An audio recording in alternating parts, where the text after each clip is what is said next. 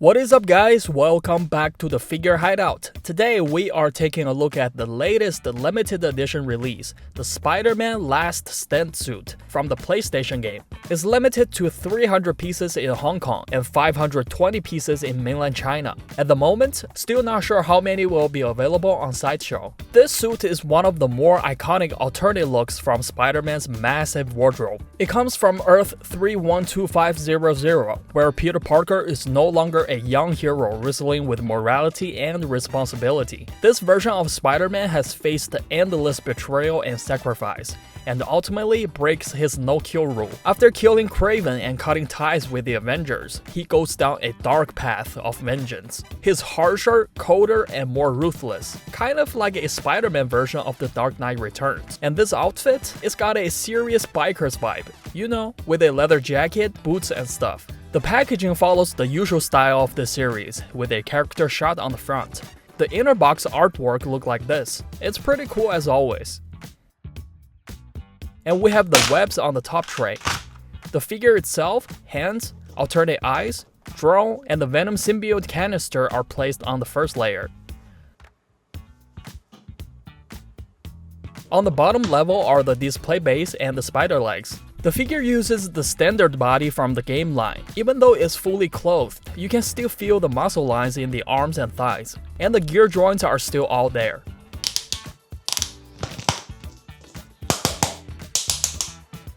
Let's focus on the standout part, the outfit. Over the spider suit, Spidey throws on a leather jacket and jeans. I have no idea how he survived summer dressed like this. The jacket's cut is quite nice. Compared to other tight-fitting jackets like John Wick, Kane, or Indiana Jones, this one is slightly looser on the shoulders, so his shoulders still look pretty broad. Plus the tapered waist. Visually, you can still see the figure has that V-shaped body. That said, all the added layers do make him look bulkier than the sleeker, more athletic bodies on the other versions. The jacket is unfortunately made of faux leather. Texture-wise, it's similar to the new Deadpool's, but smoother and thicker. You can see what I'm talking about at the sleeves, and this double-layered outer section.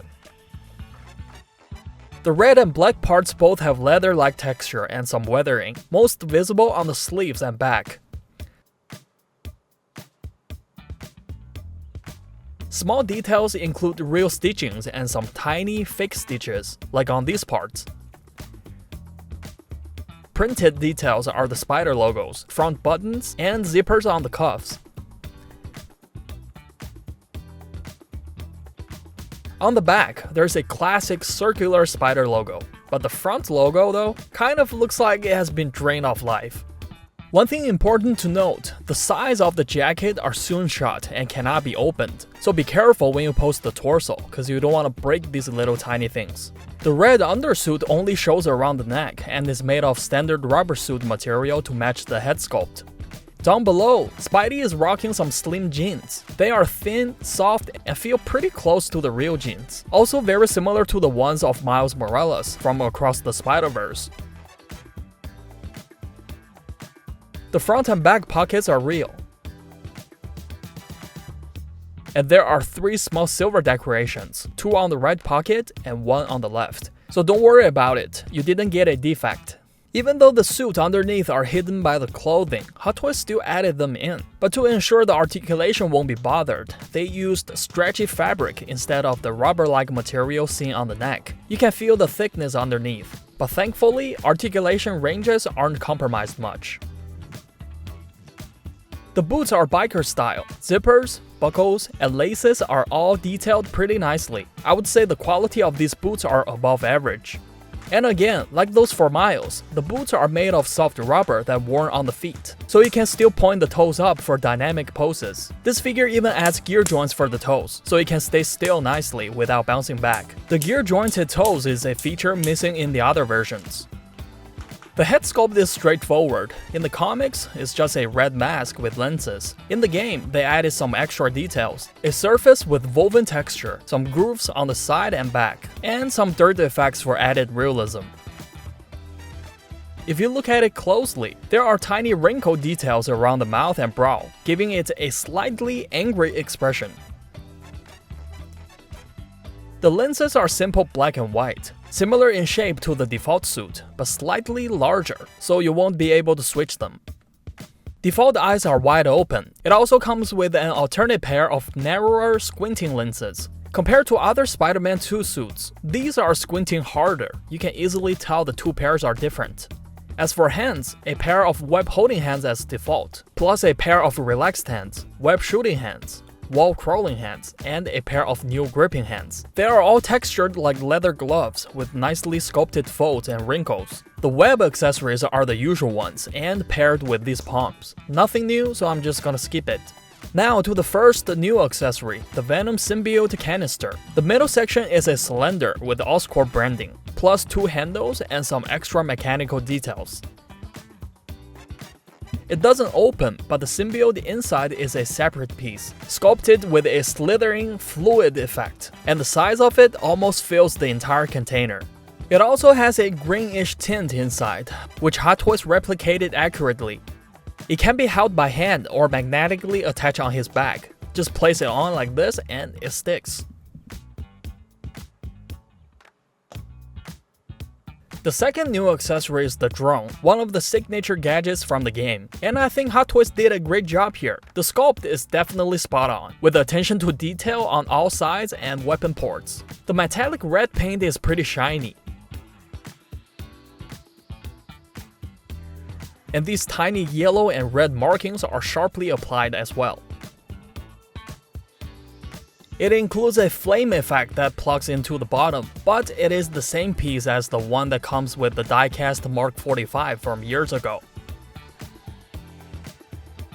And then, of course, we have the classic spider legs. These are the same ones used for the black suit version, not the ones from the advanced suit. If you want a breakdown of the difference, check out my black suit review by clicking the link on top. In terms of structure, the number of joints and articulation are the same, so of course they have the satisfying clicky sound when you bend them.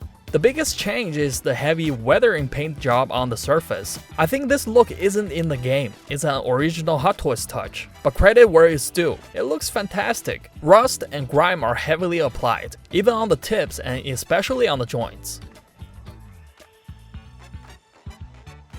Because of the jacket, there are no ports on the back this time, so Hot Toys made these legs magnetic. They need to be attached to this connector first. This little thing has the same weathering and some blue decorations, and it does have up and down. The side with a wider middle section should be on top. Plug in the legs, place it on the back, and you're all set. I know you guys are definitely wondering, is the magnet strong enough? After testing it myself, I would say yes. As you can see, the pull is pretty strong, and unless you are intentionally trying to shake it off, the legs won't fall off so easily. But there is one thing that you need to know. Just don't try to pose them all upright or sideways. The magnet isn't that strong to hold these imbalanced poses.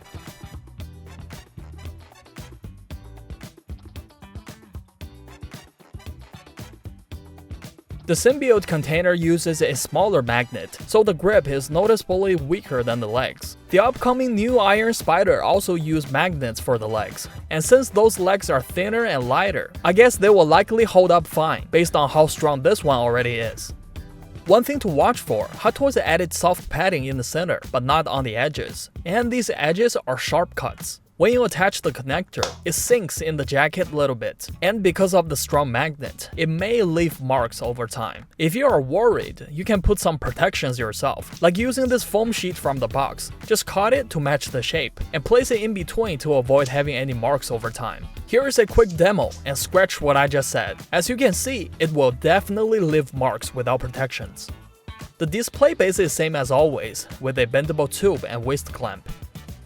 We also get a smaller support for the drone. Just plug it into any of the drone's ports, bend it to the sideway, and that's it. As for articulation, head is like this.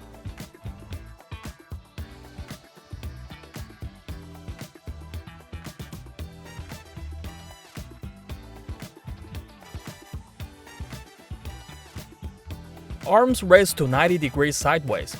Without stretching the jacket, forward and backward motion look like this. You can push it further if you want, but it may cause damage to the jacket. Elbows bend past 90 degrees. And torso rotation, leaning forward and tilting sideways are pretty much unaffected. Legs cannot go full 90 degrees forward or sideways. They are more like 70 degrees. Backward is around 45. Knees can bend past 90. And the ankle and toe joints work nicely. But side to side, the ankle roll is basically non-existent because of the tall boots.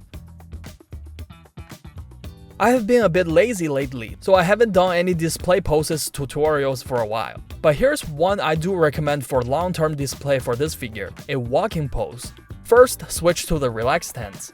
Twist the torso this way. Turn the head about 35 degrees in the opposite direction. Bring the legs closely together. Left leg step forward 1 notch, with the foot slightly lifted. Right side knee bend a little bit, let the toes touch the ground. Then we want to take advantage of the geared toes. Make it look like it's kicking off the ground. Left arm swing back. Bend the elbow slightly. Right arm to the front, also bend it a little bit like this.